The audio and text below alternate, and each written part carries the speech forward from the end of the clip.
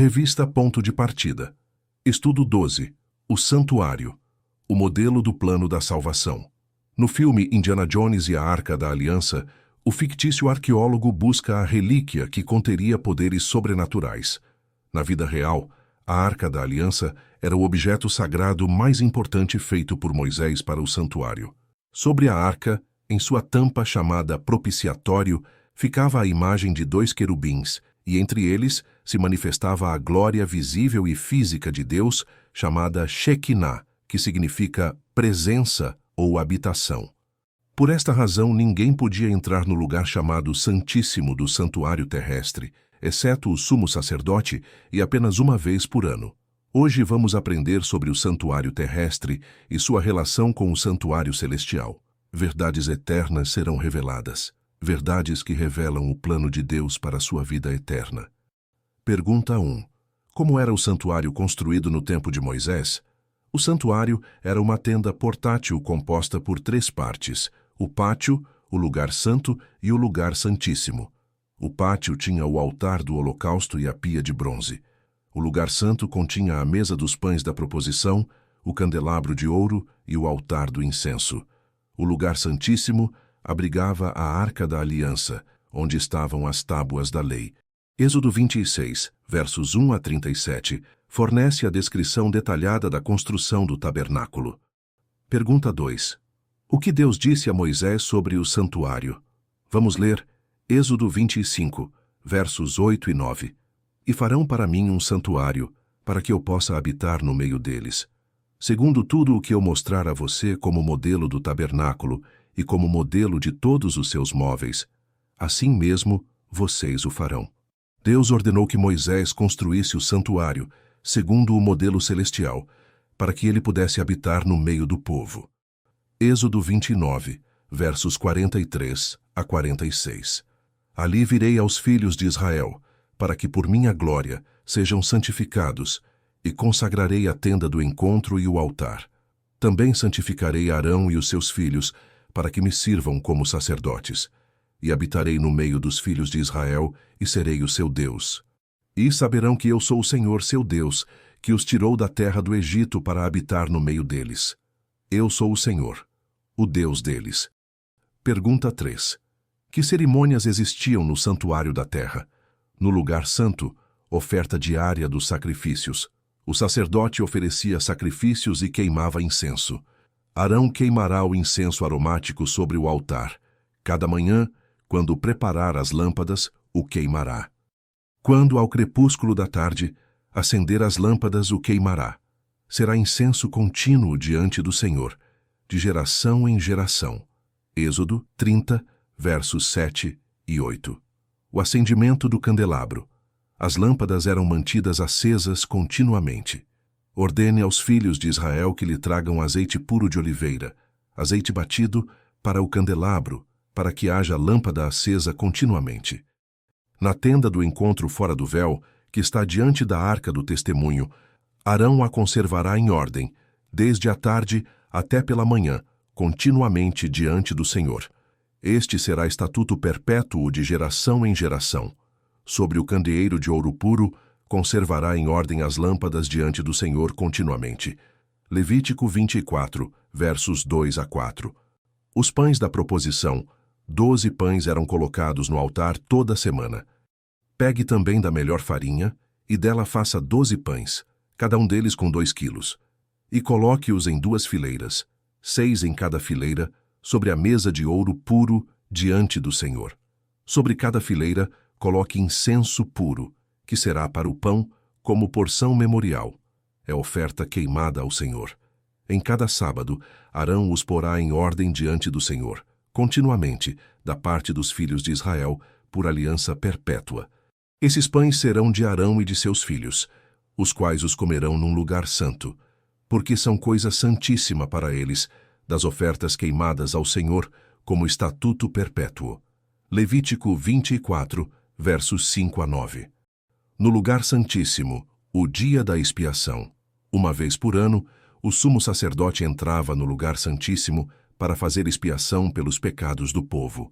Isso lhe será por estatuto perpétuo. No 7º mês, aos 10 dias do mês, vocês se humilharão e não farão nenhum trabalho, nem o natural da terra, nem o estrangeiro, que peregrina entre vocês. Porque naquele dia se fará expiação por vocês, para purificá-los, e vocês serão purificados de todos os seus pecados diante do Senhor. É sábado de descanso solene para vocês, e vocês se humilharão. É estatuto perpétuo. Aquele que for ungido e consagrado para oficiar como sacerdote no lugar de seu pai, é que fará a expiação, havendo posto as vestes de linho, as vestes santas. Fará expiação pelo santuário, pela tenda do encontro e pelo altar. Também a fará pelos sacerdotes e por todo o povo da congregação. Isto lhe será por estatuto perpétuo, para fazer expiação uma vez por ano pelos filhos de Israel, por causa dos seus pecados. E Arão fez como o Senhor havia ordenado a Moisés. Levítico 16, versos 29 a 34.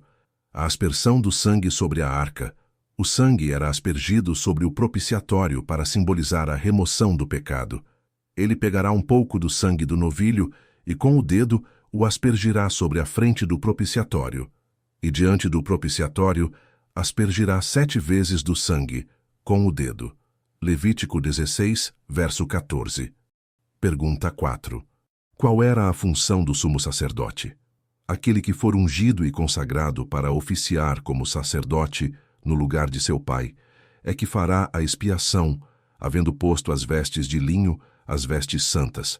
Fará expiação pelo santuário, pela tenda do encontro e pelo altar. Também a fará pelos sacerdotes e por todo o povo da congregação. Isto lhe será por estatuto perpétuo, para fazer expiação uma vez por ano pelos filhos de Israel, por causa dos seus pecados. E Arão fez como o Senhor havia ordenado a Moisés. Levítico 16, versos 32 a 34. O sumo sacerdote intercedia pelo povo diante de Deus, oferecia sacrifícios pelos pecados e, uma vez por ano, no dia da expiação, entrava no lugar santíssimo para fazer expiação pelos pecados da nação. Cada sumo sacerdote, sendo escolhido dentre os homens, é constituído nas coisas relacionadas com Deus, a favor dos homens, para oferecer dons e sacrifícios pelos pecados. Hebreus 5, verso 1. Pergunta 5. Como era realizado o perdão de pecados no santuário terrestre? O pecador trazia um cordeiro sem defeito, impunha as mãos sobre ele, confessava seus pecados, e o animal era sacrificado. O sangue era aspergido no altar como símbolo da transferência do pecado. Se qualquer pessoa do povo da terra cometer pecado involuntário, por fazer alguma das coisas que o Senhor ordenou que não se fizessem, e se tornar culpada, ou se o pecado em que ela caiu lhe for notificado, trará por sua oferta uma cabra sem defeito, pelo pecado que cometeu. Porá a mão sobre a cabeça da oferta pelo pecado e matará o animal no lugar do holocausto. Então o sacerdote, com o dedo, pegará um pouco do sangue da oferta e o porá sobre os chifres do altar do holocausto. Todo o restante do sangue derramará na base do altar. Tirará toda a gordura, como se tira a gordura do sacrifício pacífico. O sacerdote a queimará sobre o altar como aroma agradável ao Senhor. Assim, o sacerdote fará expiação pela pessoa, e o pecado lhe será perdoado. Levítico 4, versos 27 a 31. Porque a vida da carne está no sangue. Eu o tenho dado a vocês sobre o altar, para fazer expiação pela vida de vocês, porque é o sangue que fará expiação pela vida. Levítico 17, verso 11. Pergunta 6. Qual era o modelo do santuário terrestre? Estes ministram em figura e sombra das coisas celestiais, assim como Moisés foi divinamente instruído quando estava para construir o tabernáculo. Pois Deus disse: tenha cuidado para fazer tudo de acordo com o modelo que foi mostrado a você no monte. Hebreus 8, verso 5. Tenha o cuidado de fazer tudo segundo o modelo que foi mostrado a você no monte. Êxodo 25, verso 40. O santuário terrestre era uma cópia do santuário celestial. O verdadeiro santuário estava e está no céu. Pergunta 7. Quem é nosso sumo sacerdote hoje? Tendo, pois, Jesus, o Filho de Deus, como grande sumo sacerdote que adentrou os céus, conservemos firmes a nossa confissão. Hebreus 4, verso 14. Jesus, no entanto, porque continua para sempre, tem o seu sacerdócio imutável. Por isso, também pode salvar totalmente os que por ele se aproximam de Deus, vivendo sempre para interceder por eles. Hebreus 7, versos 24 e 25. Jesus Cristo é o nosso sumo sacerdote. Ele está no céu, intercedendo junto ao Pai por nós continuamente. Pergunta 8. Onde ele ministra atualmente? Ora, o essencial das coisas que estamos dizendo é que temos tal sumo sacerdote que se assentou à direita do trono da majestade nos céus, como ministro do santuário e do verdadeiro tabernáculo que o Senhor erigiu, e não o homem. Hebreus 8, versos 1 e 2. Porque Cristo não entrou em santuário feito por mãos humanas, figura do verdadeiro santuário, porém no próprio céu, para comparecer agora por nós diante de Deus. Hebreus 9, verso 24. Jesus ministra hoje no santuário celestial, intercedendo por nós diante de Deus Pai. Pergunta 9. Que confiança temos hoje de pedir perdão pelos nossos pecados? Meus filhinhos, escrevo-lhes estas coisas para que vocês não pequem, mas, se alguém pecar, temos advogado junto ao Pai, Jesus Cristo o justo, e ele é a propiciação pelos nossos pecados, e não somente pelos nossos próprios, mas também pelos do mundo inteiro. 1 João 2, versos 1 e 2. Tendo, pois, Jesus, o Filho de Deus, como grande sumo sacerdote que adentrou os céus, conservemos firmes a nossa confissão. Hebreus 4, verso 14. O santuário terrestre, construído por Moisés no deserto, era uma cópia do santuário celestial. O santuário da terra nos apresenta, em perspectiva, o grande plano de Deus para lidar com o pecado e salvar os pecadores.